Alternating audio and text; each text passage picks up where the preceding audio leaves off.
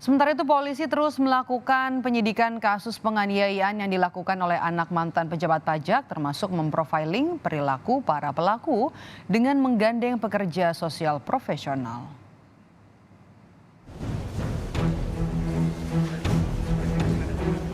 Setelah menetapkan 2 tersangka kasus penganiayaan terhadap David, yaitu Mario Dandi dan Shane, polisi terus melakukan penyidikan kasus penganiayaan ini termasuk melibatkan Kementerian Pemberdayaan Perempuan dan Perlindungan Anak, Dinas Sosial, dan pekerja sosial profesional.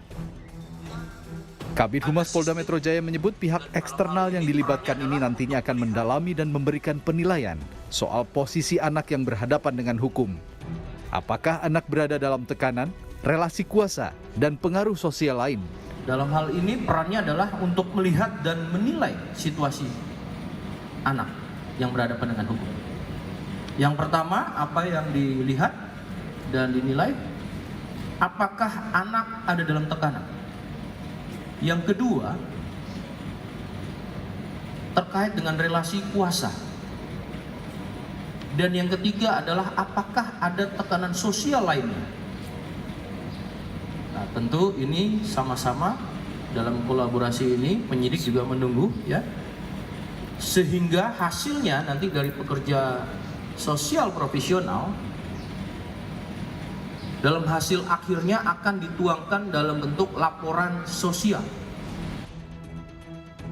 Soal hal yang memengaruhi tindak para pelaku, anggota Pusat Kajian Pemasyarakatan sekaligus psikolog forensik Reza Indragiri menilai, selain motif emosional, perbuatan tersangka juga dipengaruhi oleh motif instrumental. Pelaku melancarkan kejahatannya untuk mendapatkan pujian, kekaguman, dan sensasi rasa hebat. Justru tidak tertutup kemungkinan tersangka ini bergerak dilatar belakangi oleh motif instrumental.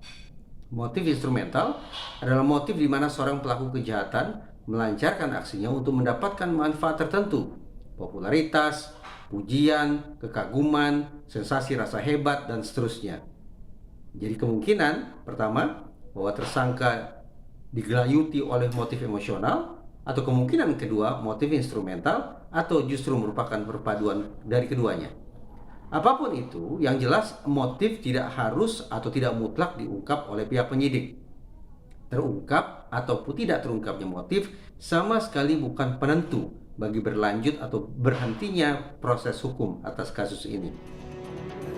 Memang menurut Reza dalam kasus ini motif tidak mutlak untuk diungkap oleh penyidik.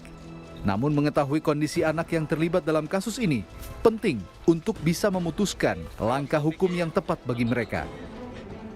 Saat ini polisi telah memeriksa 10 orang terkait kasus penganiayaan anak mantan pejabat pajak. Salah satunya adalah AG, teman dekat Mario Dandi yang saat kejadian berada di lokasi. Selain AG, polisi juga periksa teman perempuan Dandi yang lain yang diduga sebagai pelapor awal sehingga Dandi tersulut emosi untuk menganiaya David. Tim Liputan, Kompas TV.